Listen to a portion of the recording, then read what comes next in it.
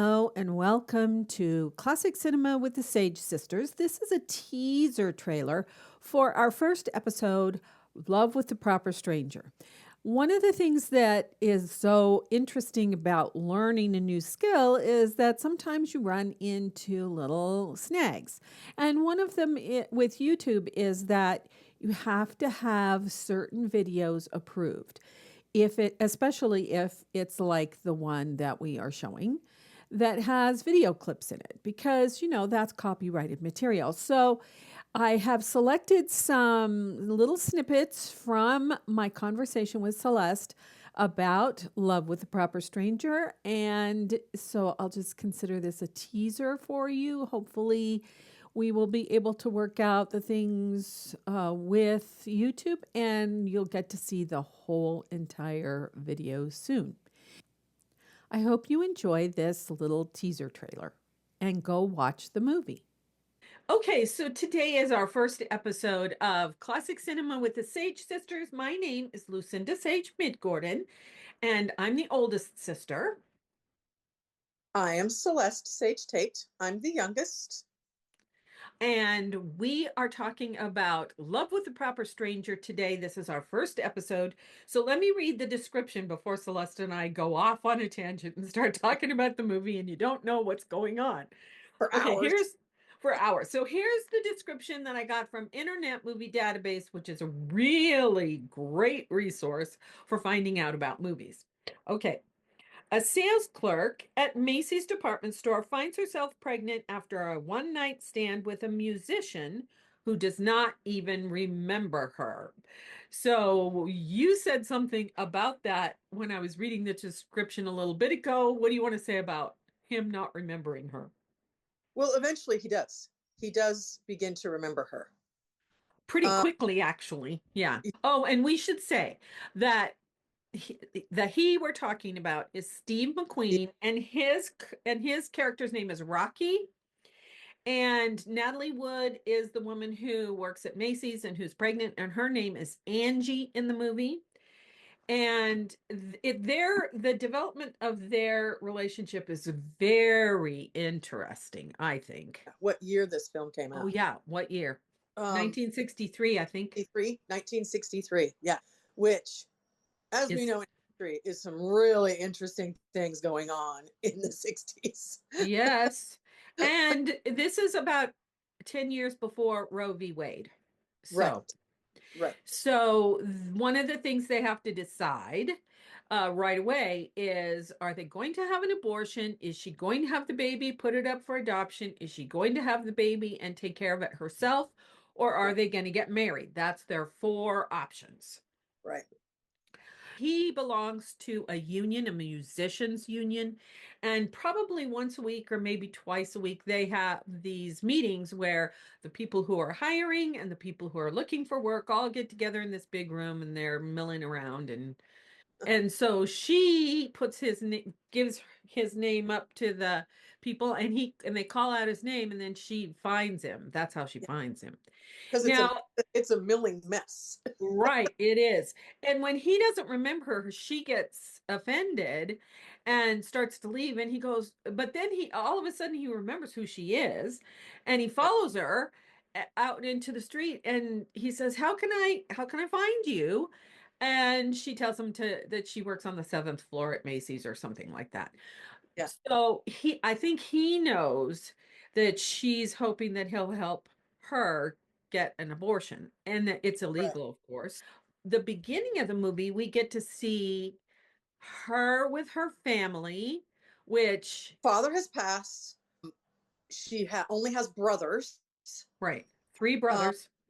yeah, she only has three brothers. They appear to be an Italian family, They are. Hmm. and she has no privacy. The only thing she has to separate her from the rest of the house or the living room, because it's just an apartment, is a Right, curtain, right, and they all have to share a bathroom. right, Women really weren't thought of as anything other than like a chattel type of situation. right. You're not as important as the men because the men are the breadwinners, even though they show she has a job.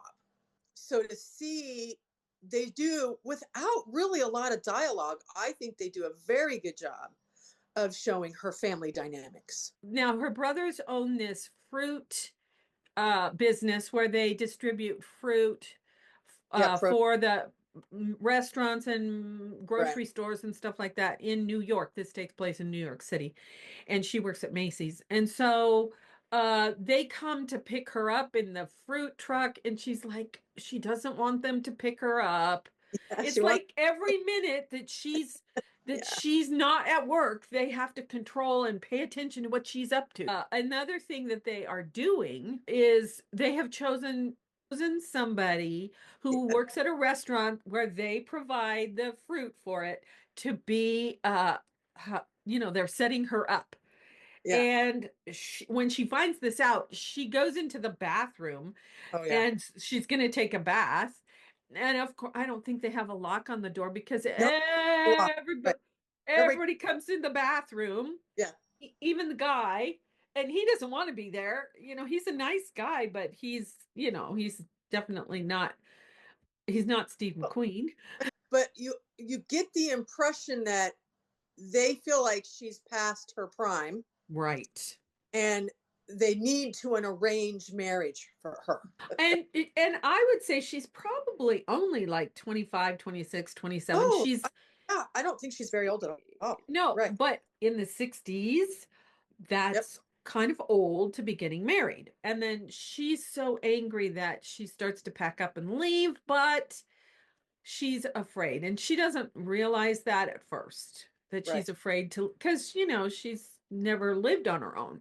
What's it like No. to live on her They've own? always, Now, the next part of it is when Steve McQueen finds her at Macy's and he has found somebody to do an abortion.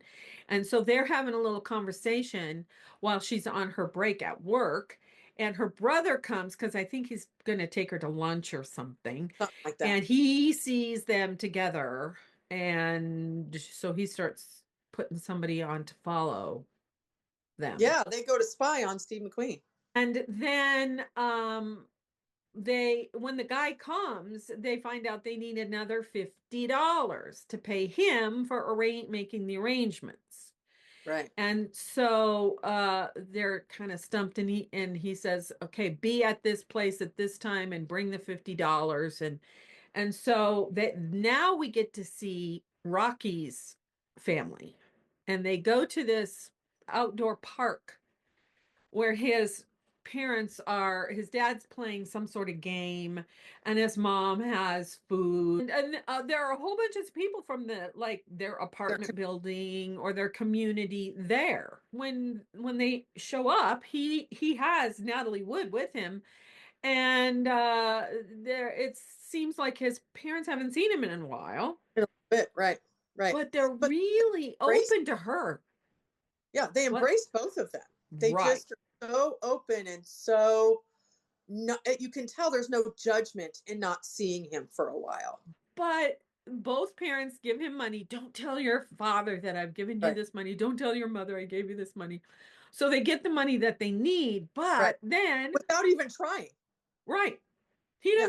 He doesn't say anything, and they Right. just give him the money. Right. So then her brothers show up and they have to run. You have to run.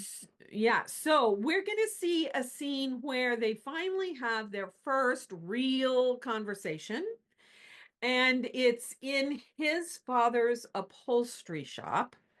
They've run and hidden from her brothers. Honestly, the things that I appreciate the most about this scene is the silence. Yeah, the silences. Yeah. Their expressions, their silent contemplation, which is not silent. You can About see what they're about to do. you can see that they're thinking about the heaviness of Right. what they're approaching. Right. It's I don't really know you, but yet we're in this situation together. Right. And it's uncomfortable, it's painful. Yeah. Do I really want to do this? Right. How That's did all the subtext. Yeah. that's all going on. You can Right. feel it because Right. we've all been there. Right. We Right. all know what the silence can mean. But then there's this other level where it's the first time they've ever had a Ever. real conversation. Right. And the music, you were mentioning the music. Yeah. The music, there's the theme for the movie. It's called Love with the With the Proper proper. Stranger. And it begins to, and in it, it talks about what love looks like. Right. And And it's on the radio. Steve McQueen is and it's turned on on the the radio radio. while they're Right. sitting there Right. Looking at each other. In the song, it says, love is bells and banjos. Right. And Angie turns it off. And that's when the conversation begins, when she says, how ridiculous is that? So their conversation begins to be what love looks like to them. But going back to the bells and the banjos, I think that she heard them when she met him and had a conversation or something. And then because Yeah. she would not, I don't think she's the kind of person who just falls into bed with Oh, anybody. no, I don't think she is either. But then what I like is, I feel like in that moment, as they're talking about love and what it looks like to them. Yeah. And then, they go to, he thinks love keeps you in a prison. And she brings up meeting his parents. And she says, they love you so much. And he goes, Yeah. oh, yeah, they love me so much that you hang around after a certain time and you just become a part of the wallpaper. Right. He doesn't think that they really do love him, because he thinks he becomes a part of the scenery. Right. Because they hadn't seen him for a while. That's why they act like they love him. Whatever. They haven't seen me in a while. That's what they do. Right. Yeah. All right.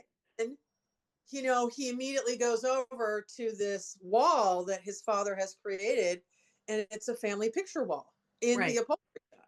Right. And he shows her a picture of himself when he was a little boy in knickers. Right. And then, pretty much, he says to her, well, it's when they love you is when things get hard. Right.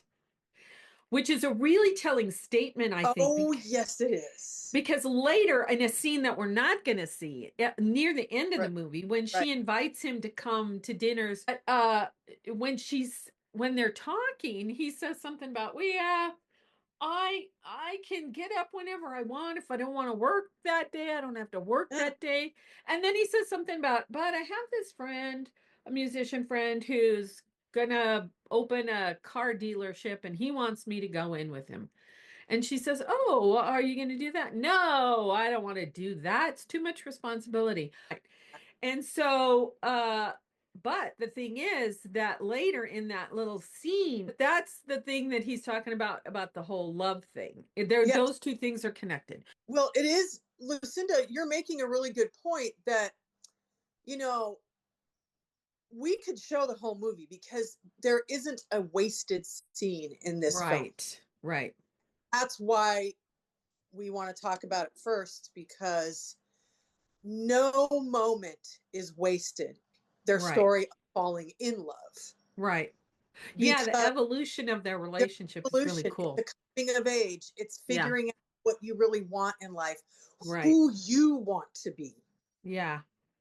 Yeah, and also we see them being attracted to each other. Oh, totally attracted to each other. Absolutely.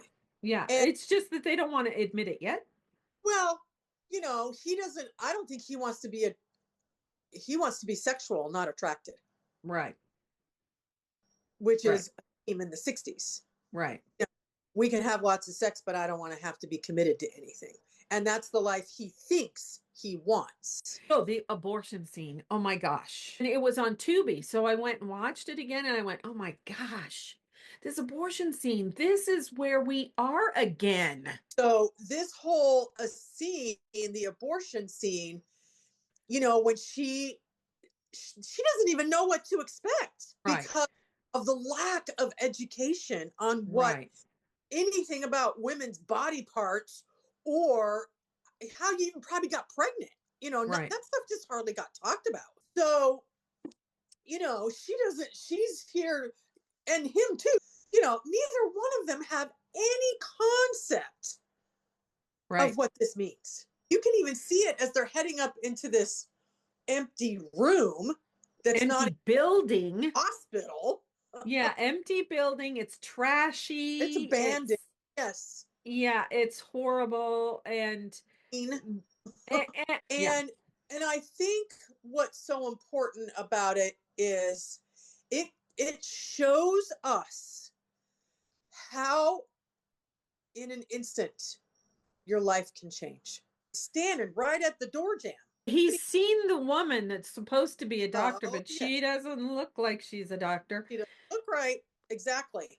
Yeah. So of course he storms in, and Angie is in there, facing the window, looking out to nothingness, undressing Right. and frightened, and probably the most alone she has ever felt. And when he stops, he goes in there and he looks and sees that it's just this blanket rolled on the floor and the instruments and Yeah. are they clean and And he says to the woman, they said you were a doctor. right.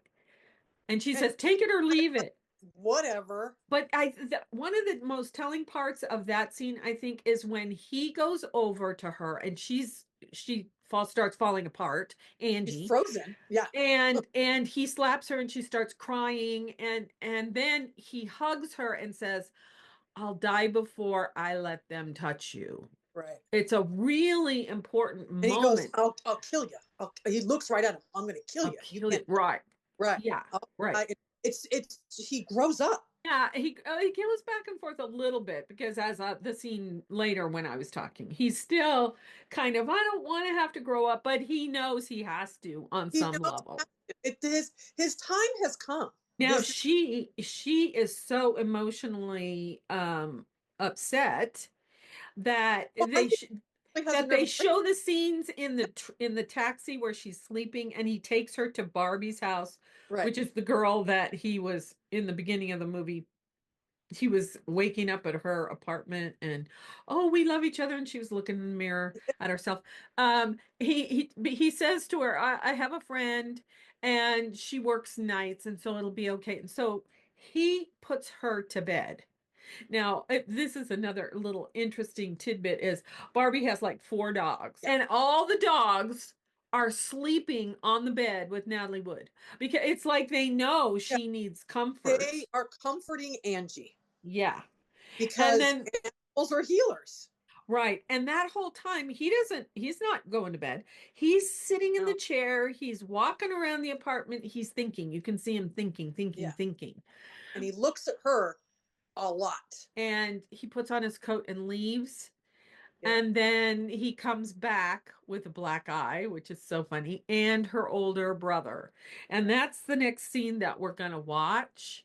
And excuse me, Barbie comes home. We don't get to see this part, but Barbie comes home And Barbie walks in on her in the bathroom. And oh, that's she's right.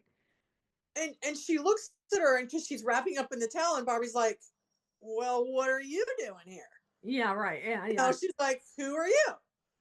And just very casually, Angie wraps up and she turns on and she goes, oh, hi. She just introduces her. Right. Like she belongs there, you know? And then, of course, they show up. Right. So Rocky brother Tony show up. right. And I love this Black Eye scene. is hysterical. And this shows he knows that he has to change, but he's not quite ready to change, but he knows he has to change. So this is one of those kind of transition scenes for his character and his thinking. Yeah. Okay, so this is very close to the end of the movie. Yes. And it's so great because she's declaring her independence in more than one way. Right. So, but I love what you said. Barbie is come home. She's gone into the bathroom and there's this weird, strange girl that she's never met before. Right. And then enter Rocky and Dominic. Dominic, name right, Dominic. Yeah, Dominic, her brother. Her oldest brother. Yeah. Angie's brother. And she notices, Barbie notices that Steve McQueen's got a black eye, and she's like, what the heck is going on here? And what does she do? She could throw them all out, but she She doesn't do could. that. That's right. She does not. She just She goes, goes, okay, I'm going to go make some coffee. right. And she goes and just sits in the kitchen listening to the whole thing. And the other thing that's really great about that scene when they flash to Barbie in the kitchen making the coffee, Yeah. she is very, very attentive on her listening. Yes. I love that they show the dogs. They're kind of Yes. listening. It is pivotal for Yes. in Angie. Yeah. But in this moment, this is Angie's moment. She takes control over the whole scene. Right. Right. Just sit down. We're going to talk about this. And I love it when he says, I'm willing to marry you. And she goes, why? Why? And they say, well, I'm sorry if you're embarrassed. She goes, no, I'm not embarrassed. I really don't want to know why you're why off. you want this. It's a big why. Right. Why is, where did you even think this through? He thought it through in a traditional sense. Right. The whole night when she was sleeping. And Angie gets it. She's just suddenly like, wait a minute. I know. I love what she says. Underneath all this hair and skin and stuff is a real person. And I love her logic about I don't want to be the medicine, because he says, I'm taking my medicine. If you're unhappy, you take it on me. If I'm unhappy, the child's unhappy. And we're all unhappy. Right. Right. Yeah. Everybody miserable, because she in that moment also accepts responsibility for her choice. Right. And she helps them see it's not just the man that has to man up. Make the choice. Right. And I deserve to be happy. That's right. what she's basically what she's saying. The other thing that I think is so important to talk about is the exquisite acting in this film. Yeah. Right. Yeah. Because nothing is wasted, and every breath, the acting is amazing. I love how when she walks out, it leaves Rocky and her brother, they're perplexed. Yeah, they are. They don't like, get it at all. I don't, and I'm sure in the traditional sense, well, how in the heck is she going to bring up this baby by herself? Right. If but she's already made the decision. Right. And so she decides to go to the guy that they were going to set her up with, and she tells him the whole thing, and he agrees to marry her. Now we get to see that scene with her at meeting his family. Yeah. And his mother is quite interesting, and his sisters are very interesting. Then Steve McQueen ends up going to see her at the store again and asks her out. So it's like, okay, maybe what I need to do is we need to date for a little while and see if we're really in love. Right. I that's what I think he's thinking. But she says, "Oh, I can't. I have a date." And he's like, "You have a date?" He's like, with who? Well, and also in your condition. I love how she creates this environment of having for everyone to grow up, for new perspectives on what love can look like. So then I love that she invites him over because she's gonna test out her cooking to see if the guy who owns the restaurant that she's gonna marry, she's decided she's gonna marry even though she doesn't love him, if he's gonna like it, So Steve McQueen shows up at her little apartment, and it's just so cute. But he already starts putting the moves on her, and she's like, no, we're not doing that. And then he says, this is when he says, I like my life. I can get up when I want to. If I don't want to work that day, I don't have to work that day. Yep. And he talks about his friend who has invited him to go with him the car dealership. Yeah. Car dealership. And then when she says, now you're kind of a test for me, because he's sitting down and she's giving him some food, and he goes, wow, he's tasted it. Wow, this is really good. Really? Oh, good. You're kind of a test for me, because the guy that I am engaged to owns a restaurant. And then then they have this little fracas. And she pushes him out the door and says, "I if I don't hear the bells and whistles, then it's okay." And she pushes The him out the bells door. and banjos, Oh, bells and banjos, and yeah. yeah, And he can hear her crying on the other side of the door. right. And I think that's kind of the final straw for him. I think so too. He realizes they do have something, Yeah. the bells and the Well, and banjos. it makes him see that love doesn't look like He thought. yeah, it's not a prison. It's not, it's actually a freedom. I think he finally gets it. Wait a minute. Love isn't prison. Right, The wife isn't the warden. The children aren't, right, a mess. right, We're not part of this big, it's love. Love is freedom. right. Yeah, When you right, do it in a way that is genuine and authentic. right. It took him a long time to get there, but then the very last scene is she's coming out of Macy's and she hears this banjo Right. and the And the bells, bells. and she's like, "What the heck?" And he's got the sign, "Better wed than dead," Dead. and Yeah. all these people are standing around him going, "What the heck are you doing, guy?" And of course he drops everything and follows her, and then we see this long shot of them kissing, so we know they're going to be together. But it's so rewarding It because is rewarding. It they really both is, because that long shot also says to me that their world is going to be bigger. and there are all kinds of people in it. Yeah, right. It is Yeah, a mosaic. yeah, And I think too, this movie also shows that just because she became pregnant doesn't mean you have to feel like you have an obligation. right, exactly, And she realizes she doesn't want anyone to feel obliged to her. She right, wants you to feel free with her. right. When he's there at dinner, he says something about, you're in this situation and Oh yeah, you're not asking anybody for anything. You're just making you're decisions doing for yourself. you're And taking care of yourself.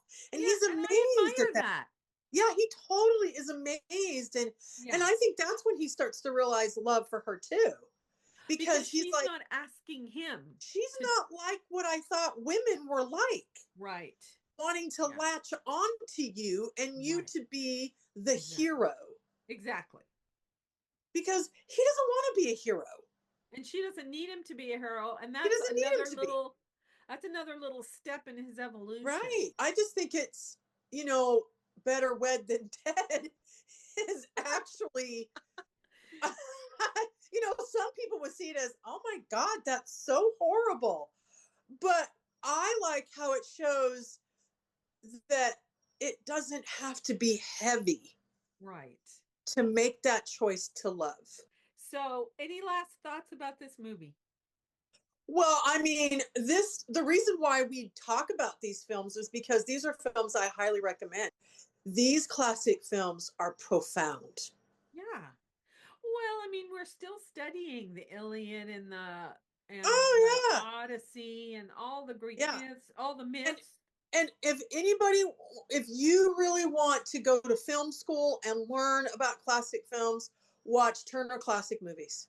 Right. Subscribe to it. Find a way to be a part of the community because they their excitement, their love for classic films is so amazing. And you get caught up in it.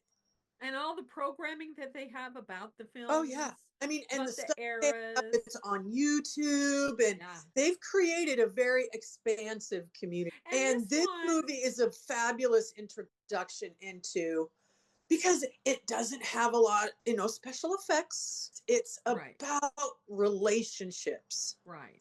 which And the is other what you thing, right, that's what we love, right. And the other thing about it is that it's also social, shows a oh little snapshot yeah, of the social mores and the social times right, and what people have to deal with in terms right, of what happens if you have this accidental pregnancy and yeah, yeah, yeah. And um I really think so. I think it puts into question uh, what is morality. I don't think it is black or white. I know, right? I do think, and considering the times that we're in right now, I mean, I don't think we're ever supposed to stop. We're not supposed to stop questioning where our compass is. Right. Exactly. Right. Because life is supposed to challenge us. Right. Really. Yeah. And this movie puts you smack dab in the middle of it. We want to put this out there on how exciting it can be. Yeah. And I used to think that movies and being in love with stories was a little bit, trivial. When I was starting Story Power and I found the quote by Roger C. Schenck, who's a cognitive scientist, that said, humans are not ideally set up to understand logic. They are ideally set up to understand stories. I went, oh, well, okay. I don't have to feel, Right. I don't have Right. to feel upset about, Well, or I mean, less than. And thanks so much for listening. Do you have anything last word? One last word. no, I hope everyone listens because we have a deep passion for this. Yes, we do. We do. So until next time, and my name's Lucinda Sage Midgordon, and bye until next time. Bye.